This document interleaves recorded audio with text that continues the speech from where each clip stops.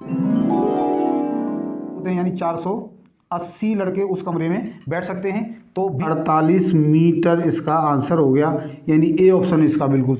स्वागत है आप सभी का हमारे चैनल खूब मैथमेटिक्स क्लास में। आज हम आपको एरिया एंड वॉल्यूम, क्षेत्रफल और आयतन से संबंधित कुछ महत्वपूर्ण प्रश्नों का अभ्यास कराएंगे, जो आपके नवोदय और सैनिक स्कूल दोनों ही प्रवेश परीक्षाओं के लिए बहुत ही महत्वपूर्ण है। तो आइए देखते हैं आज का पहला और इस श्रृंखला का 9वां प्रश्न है। एक कमरे की लंबाई 20 मीटर है और चौड़ाई 18 मीटर है। यदि एक लड़के को बैठने के लिए 75 वर्ग डेसीमीटर स्थान की आवश्यकता है, तो उस कमरे में कुल कितने लड़के बैठ सकते हैं? सॉल्यूशन देखते हैं। सबसे पहले हम निकालेंगे कमरे का क्षेत्रफल।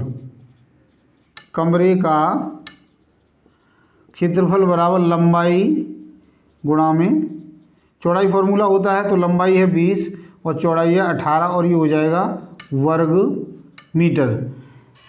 एक लड़के को आवश्यक स्थान, एक लड़के को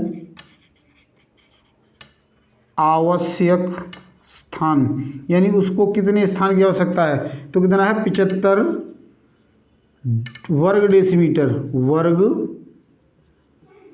डेसीमीटर तो हम जानते हैं 10 डेसीमीटर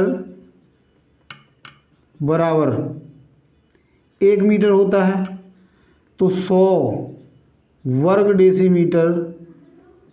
डेसीमीटर बराबर हो जाएगा 1 वर्ग मीटर। तो इसको यदि हम वर्ग मीटर में बदलेंगे तो क्या करेंगे, 75/100 से भाग कर देंगे तो क्या हो जाएगा वर्ग मीटर, क्योंकि हमारे पास दोनों यूनिटें हैं, सेम होनी चाहिए। ये वर्ग मीटर में है तो ये वर्ग मीटर में, यानी 0.75 वर्ग मीटर की आवश्यकता है। तो लड़कों की संख्या, यानी जो उसमें बैठ सकते हैं उन लड़कों की संख्या बराबर कमरे का क्षेत्रफल, कमरे का क्षेत्रफल बटे में एक लड़के को आवश्यक क्षेत्रफल, एक लड़के को आवश्यक क्षेत्रफल। तो कमरे का है कितना 20 गुणा में 18 और उस लड़के को कितना चाहिए 0.75, या यहाँ से इसको हटाओगे तो ऊपर 100 का गुणा हो जाएगा। तो 25 चौके 100, 25 3 75 और 3 6 18, 6 चौके 24 और 24 दूनी 48 होते हैं, यानी 480 लड़के उस कमरे में बैठ सकते हैं। तो बी ऑप्शन हमारा इसका बिल्कुल सही है। नेक्स्ट क्वेश्चन है क्वेश्चन नंबर 10, उसका सॉल्यूशन देखते हैं।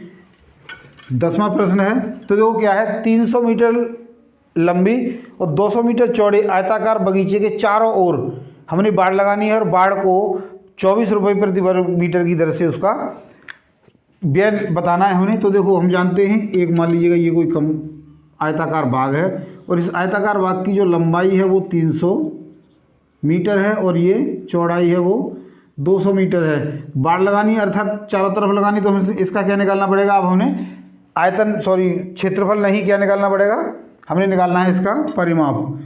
तो आयताकार बाग का परिमाप क्या बाड़ की लंबाई,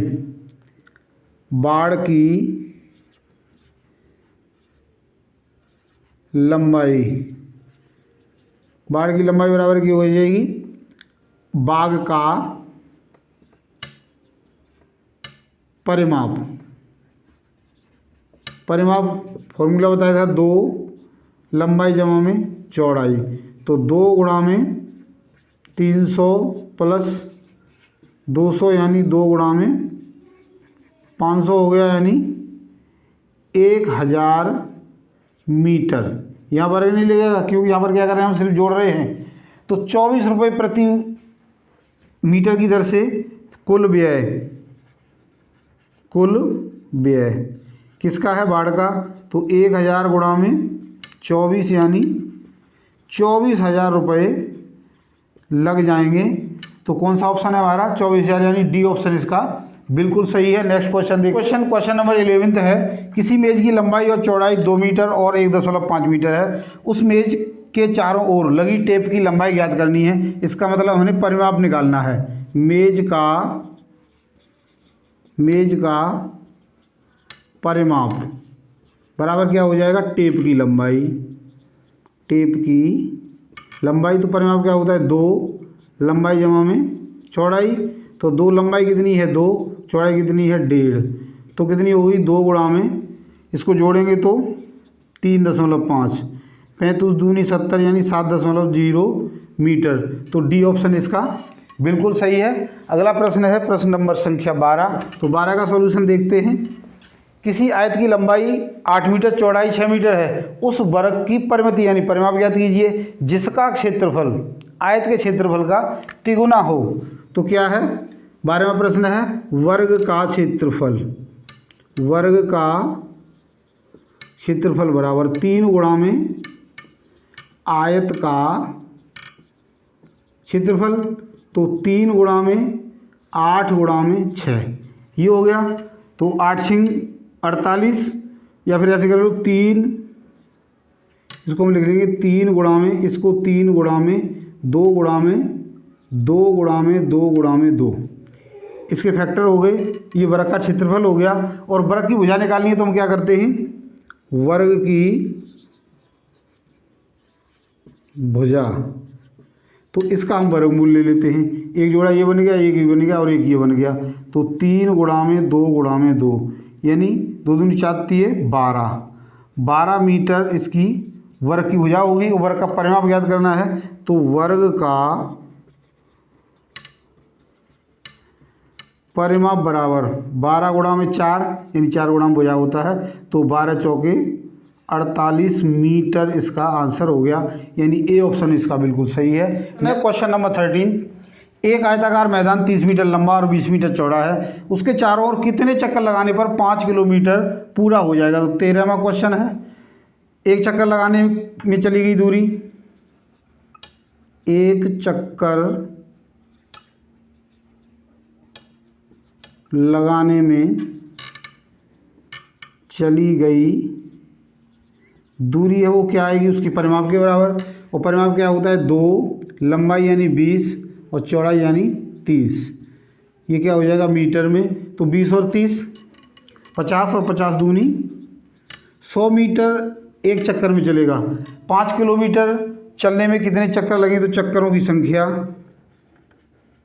चक्करों की संख्या बराबर क्या हो जाएगी 5 किलोमीटर, यानी इसको मीटर में डालो तो 5 गुणा में 1000 बटे में 100 से ये 2 जीरो कट गए यानी 50 चक्कर लगेंगे, 50 चक्कर। आंसर हो गया हमारा बी। 14th क्वेश्चन है 14वां, उसका सॉल्यूशन देखते हैं। जो क्या दिया है, एक आयताकार बगीचे की लंबाई 50 मीटर और चौड़ाई 20 मीटर है। डायग्राम बना लेते हैं हम।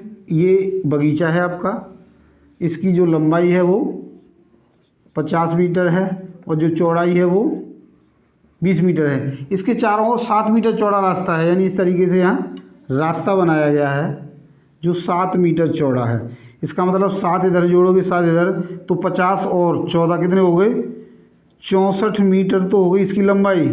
और 7 इधर जोड़ोगे 7 इधर, 7 दूनी 14, 20 और 14 कितने हो जाएंगे 34 मीटर। तो 14वां प्रश्न है रास्ते सहित बाग की लंबाई बराबर हो गई 50 प्लस 2 गुणा में 7 यानी 50 प्लस 14 बराबर 64 मीटर। रास्ते सहित बाग की चौड़ाई बराबर क्या हो जाएगी 20 प्लस 2 गुणा में 7 यानी 20 प्लस 14 कितनी होगी 34। तो रास्ते का क्षेत्रफल बराबर बाहर वाले क्षेत्रफल में से अंदर वाले क्षेत्रफल को हम घटा दें तो क्या हो गया रास्ते सहित